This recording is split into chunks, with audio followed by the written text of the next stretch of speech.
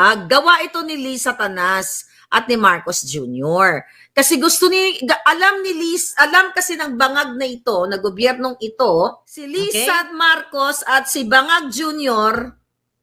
ay tumanggap ng multimillion kay Cassandra Ong. Tinraidor yung nagbigay sa kanila ng multimillion. Dahil bangag nga sila.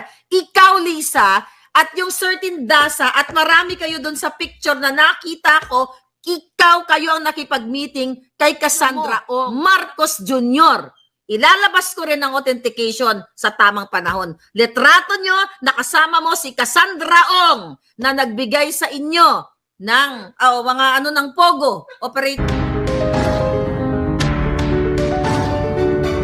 Iisa-isahin talaga ng gobyernong bangag ang mga maisog group o maisog na leaders katulad ni Sari Roque, Atty. Glenchong, Atty. Vic Rodriguez, Atty. Trixie, at Doc Lorraine at marami pang iba. Okay? So napag-alam, well, you know what, even bago pa itong mga puting as, tatargetin, itutumba lahat o igugurgur lahat. Bakit nag-release ng immigration lookout ang department ni Bonjing?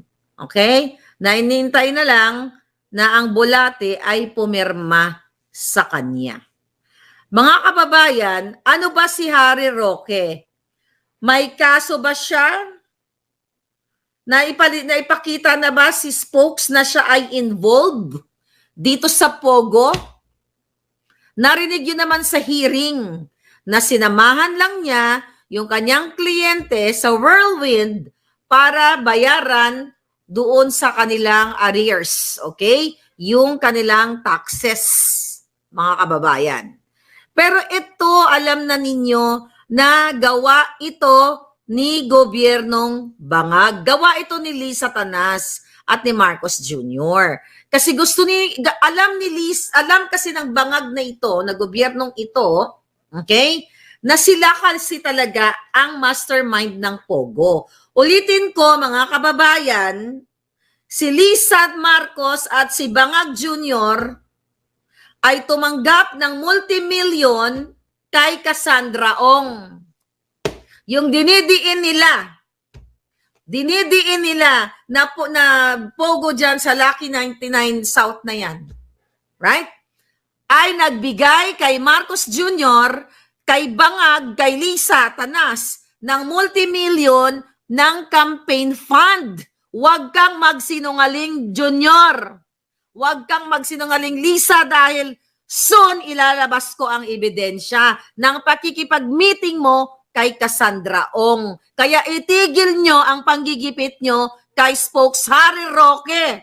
Dahil kayo ang tunay na mastermind ng Pogo. Tumanggap kayo ng illegal na, well, during that time, they're not illegal kasi Pogo is legal. Tumanggap kayo ng pera dito sa kay Cassandra Ong. Yan po, mga kababayan, ng katotohanan dahil traidor ang gobyerno ni Bangag.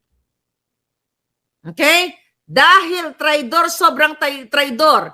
I don't know kung bakit nila tinraidor yung nagbigay sa kanila ng multimillion.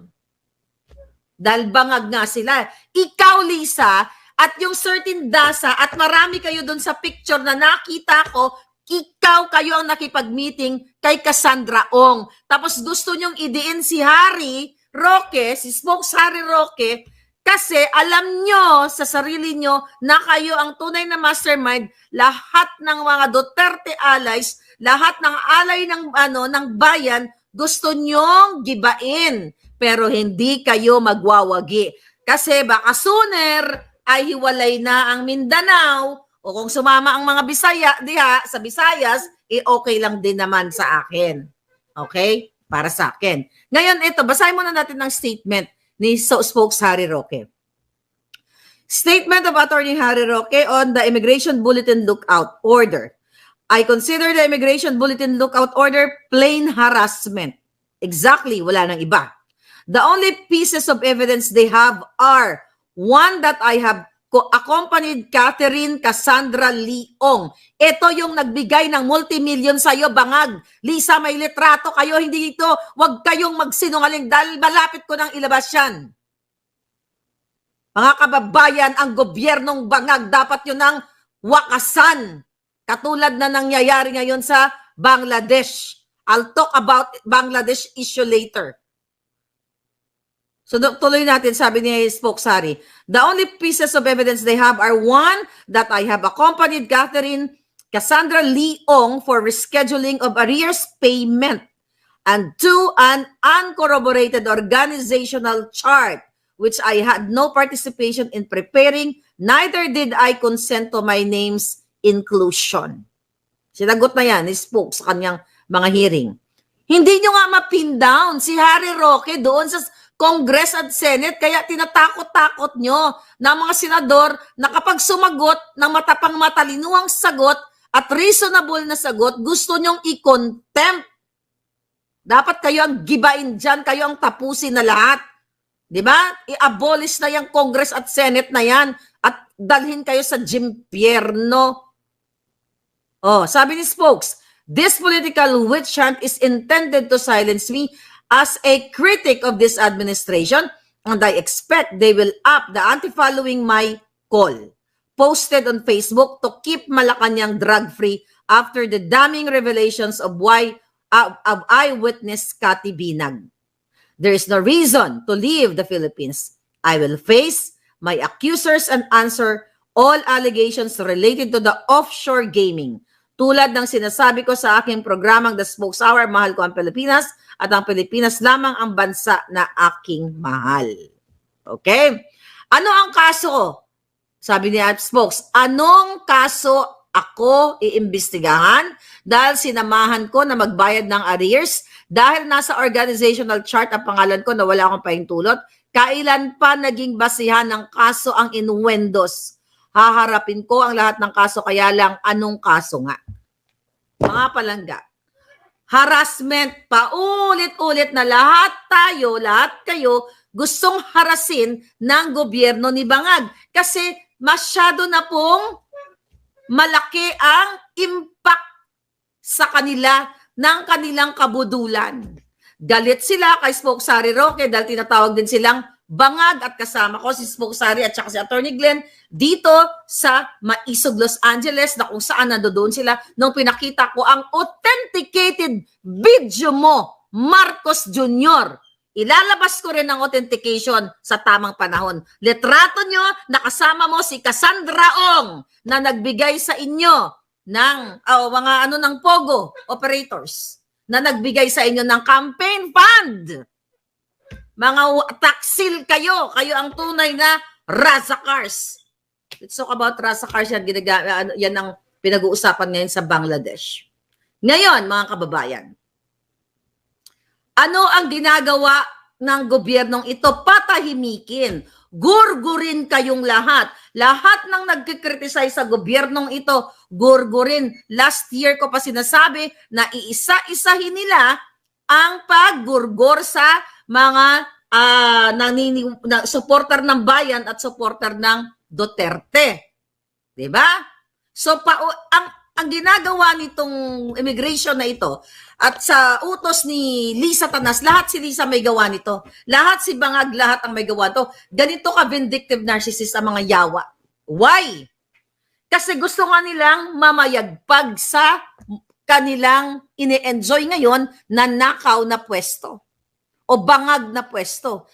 Nakita nyo, balikan natin yung 5,500 na baha, ay na flood control, binaha kayo, basura, na kung may kinuha na tunod na basura, bigas na 20 pesos na hindi natuloy, yung build na hindi naman natuloy, puro na lang pulburon-pulburon, yung pag-appoint sa smuggler na Michael Ma, yung pag-smuggling business ni Marcos Jr., pulburonic, name it, lahat ng kaletsyehan sa Pilipinas, ito'y nakita ninyo. Ngayon, the ultimate solution of this bangag to shut us down. Instead na improve nila yung kanyang sarili, bigyan kayo ng trabaho, ayusin ang ekonomiya, totoong magkaroon ng mga investors sa kanyang pag-ikot, pero hindi yan nangyayari kasi kaletsehan lang yan. Ang totoo, kaya umiikot si Bangag Jr., masarap suminghot ng pulburon sa Cloud9. Sa clouds, literal na clouds. Kaya ngayon, ginigipit si Spokes Harry Roque, walang kaso, bibigyan ninyo ng what? Immigration lookout. Oh. Kasi para what? Para bigyan nyo ng perwisyo yung tao. Kasi mga kababayan, gustong pigilan ng bangag na to yung pag-around the world ni Spokes Harry Roque sa iba't ibang bansa. Iniimbita siya. Actually, Spokes Harry Roque, I don't know kung na-receive mo, Toronto, Canada is inviting you. 'Di ba? Paris, all over the world. Umiikot dahil iniimbita siya ng mga OFW, ng mga kababayan natin, not only Spokes Harry Roque, but the lahat ng maisog. Even ako, iniimbita ako all over the world, believe me. Okay?